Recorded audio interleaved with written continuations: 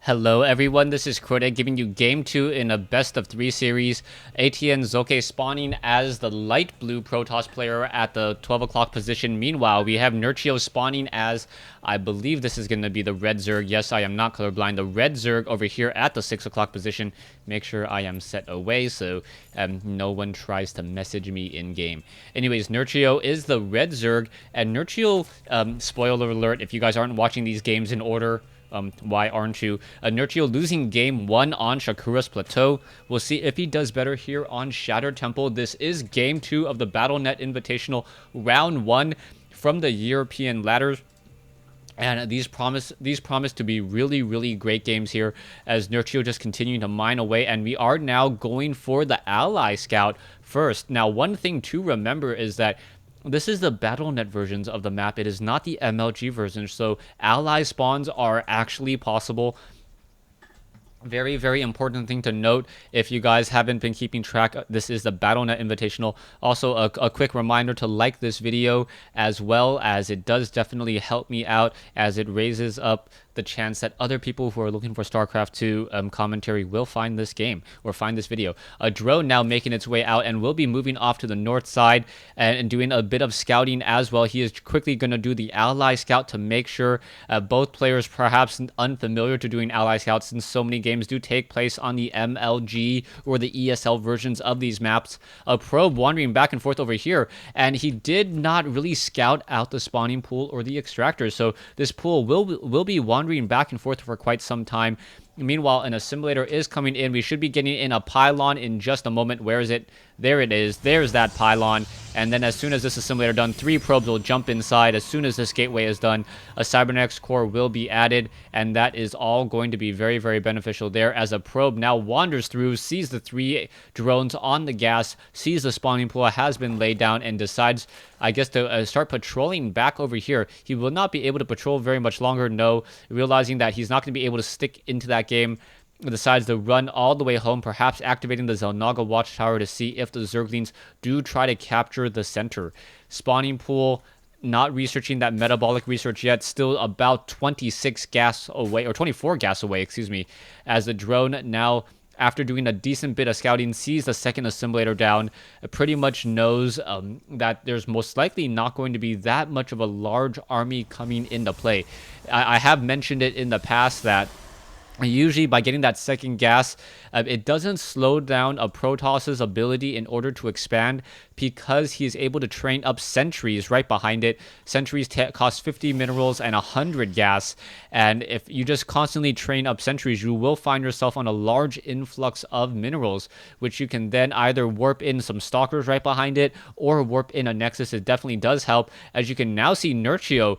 Very interesting placement on these Zerglings, one on each side of the brush, making sure that he's going to able to keep track if his opponent tries to walk around this center portion here. Very nice.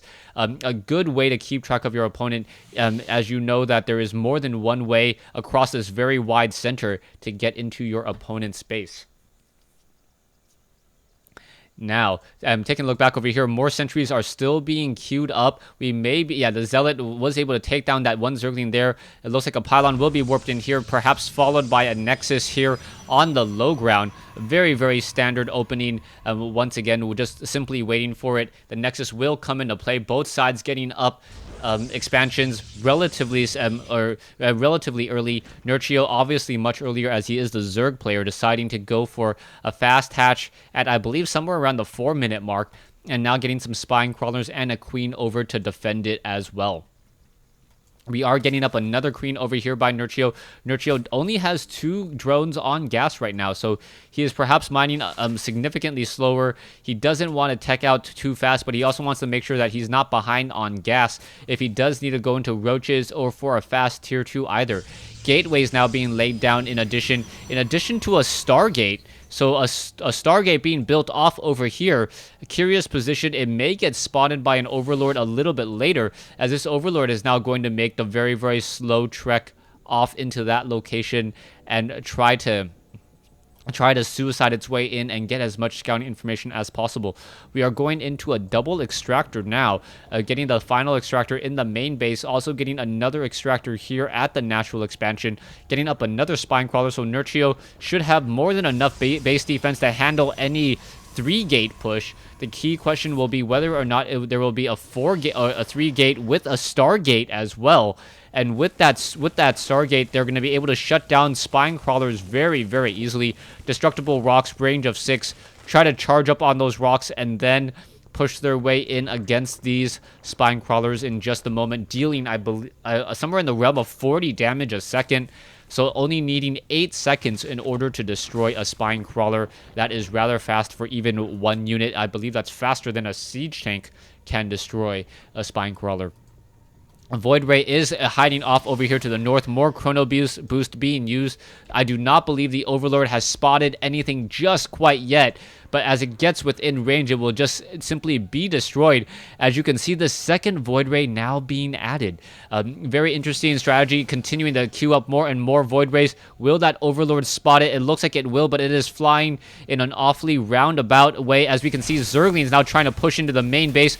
Worker kills. Only 3 worker kills so far, not too many, as the Zerglings are now going to try to engage and just simply get destroyed once more. There is this Overlord hiding off over here. It does see the pylon. It does see some decent mining. And does the Void Ray, no, the Void Ray, the Overlord still scouting out in a very curious position. There are going to be 2 Void Rays to greet it.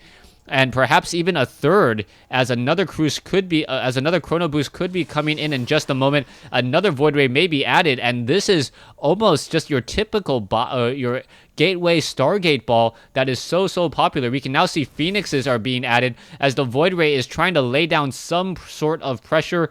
I believe the Mutalisk will be able to come out and shut down many of those Void Rays. However, the Void Rays will have a little bit of air superiority for at least a little while, as you're going to see now a Phoenix being added to the group in order to Gravipon beam the Queen. And this is going to be interesting, but we are now going into 11 Mutalisks. This is going to be a very, very bad day here. What the Void Ray is now going to be pushing in. Are they going to be able to shut down this Overlord? Now going straight after those Spine Crawlers. Spine Crawlers may get destroyed here. In comes the Queen. The Queen not going to even get bothered to get Graviton boosted at all. You can see goes one Queen as we are now going after the Evolution Chamber. Evolution Chamber destroyed.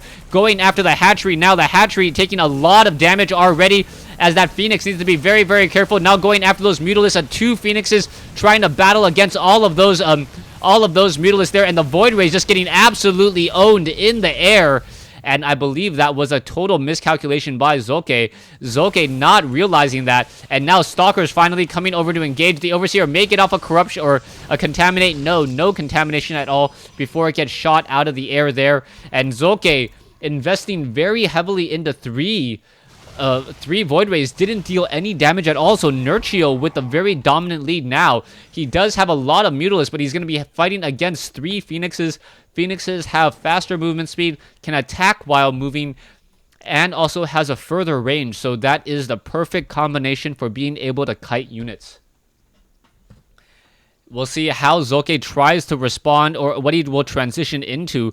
Nerchio deciding to double expand at this point, and I like this play by Nerchio. Nerchio double expanding into the 3 o'clock location and the starting location, and this high ground, almost a cornered off rock location here on the bottom right hand side of the map. The Mutalisk now coming in, but the Mutalisk really not going to be able to get in that much damage. 5 Phoenixes in the air. Level 1 weapons upgrade can be researched on a Cybernetics core. Not quite sure why it is not, as it would increase the damage of a Phoenix from 10 to 12, a 20% increase on damage, just by getting the level 1 weapons upgrade. And that does definitely help out in the long run, as those Mutalisks do get shot down rather quickly if you do have that level 1 weapons upgrade. I believe allowing you to one shot with 5 Mutalisks, or sorry, with 5 of these Phoenixes. You're now coming in to engage, and now, there's that Glaive Worm trying to engage. Getting a couple quick shots here. Are those Mutalisks going to be able to turn around and fight? And then you can see that the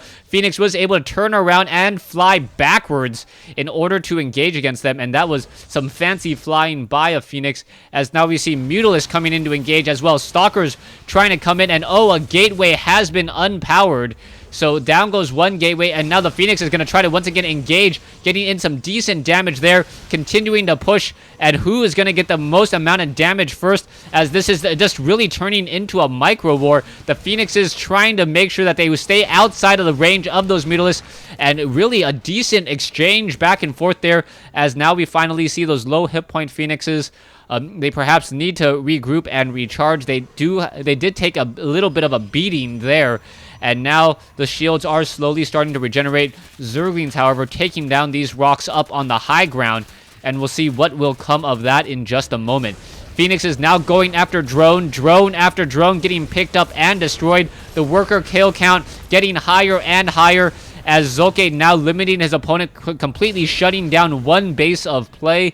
Very nicely done, as you can see that pylon not close enough to power that gateway. However, sentries and stalkers blinking straight into this group of Mutalisks here, able to shut them down, as now the Phoenixes, one of them does get a little bit overly aggressive, and now Nerchio trying to back off once again. You can see no size storm in the near future. There is only one or two pylons powering all of these buildings. Phoenix is once again getting off a couple rounds of attack once more, and the Phoenix is able to back off and just regroup and regather themselves. Mutalisks looking for those Phoenixes. It is going to be an exchange here. Socke was not keeping track of those Phoenixes, and now that those Phoenixes are down, Nerchio going to dominate the skies. We are now going into Archons, and that Archon may be able to get in a lot of damage as well. Level 2 weapons upgrade now coming online, so that is going to be a very, very key portion of the next battle, as more photon cannons being added. It doesn't look like this gateway will be repowered. This one warp gate still down to, or still unpowered at this point, as that Archon just currently sitting right there. The Archon is unable to slip through that position and needs to walk around that far side. If you did not know that, the Archon actually has the largest footprint that cannot traverse up and down cliffs. A mortal can fit through there, but an Archon, in fact, cannot. So it does make for some very, very nasty Sim City being forced to destroy another pylon in order to be able to move out. The Mutalisks are now once again trying to push in, getting in some damage onto one warp gate. Gonna get some more damage on another warp gate as well. But the main army of Socke is now moving out in the center portion of this map. We can see that it is a little bit smaller, but he is going to be perhaps able to engage and shut down some of these overlords. One overlord now down. We are now supply blocked. We'll see what's going to be happening as more and more roaches are being queued up, and overlords are just falling left and right. Zerglings now running rampant through the base. Nerchio now in a dominant position, may be able to take this game and force a game 3. We'll see what's going to be happening as all the probes are desperately running away once again, and this is turning into a base trade. Stalkers, in come some force fields. There are a lot of Stalkers here. There are no more Archons that I can spot, and that means that a lot of damage is going to be had going after those spine crawlers there. One spine crawler now destroyed, and who will be able to take this game? Army compositions. Protoss army is slightly larger, as the Stalkers are blinking and able to retreat. This is turning into a base race, as the Zerglings and the Mutalisks now trying to retreat and trying to get back home, trying to save this all. There are more Protoss buildings as another Overlord shot down. Queen now going to get destroyed. Zerglings now trying to come into its base as well. We are getting more and more Stalkers. Another Archon in midfield. Stalkers are going to be engaging. Are we going to perhaps get a blink away? Did we need to get a blink back onto the low ground? A very, very smart blink, a timely retreat there, as the Mutalisks, there's not enough of them, and without the Zerglings to support, this is turning out really bad. An Archon, one Archon may be the death of this bio ball. It does have a little bit of splash there. Now trying to focus down that Archon. The Archon, however, dealing a lot of damage. Both sides battling it out, and I believe Socke is actually somehow getting his way back into this game. I can't say claw, since it is more of a Zerg feature, so I guess disrupting the game enough to get back into this game there. Now using that kiting ability on those Stalkers. Once again, some brilliant blink micro, and there's the GG. Nerchio, who seemed to be in such a dominant position, ends up losing 2-0 in this best of 3 matchup. Thanks for watching. Thanks for listening. Hope you guys enjoyed this best of 3 series between ATN, Socke, and Nerchio here on Shattered Temple.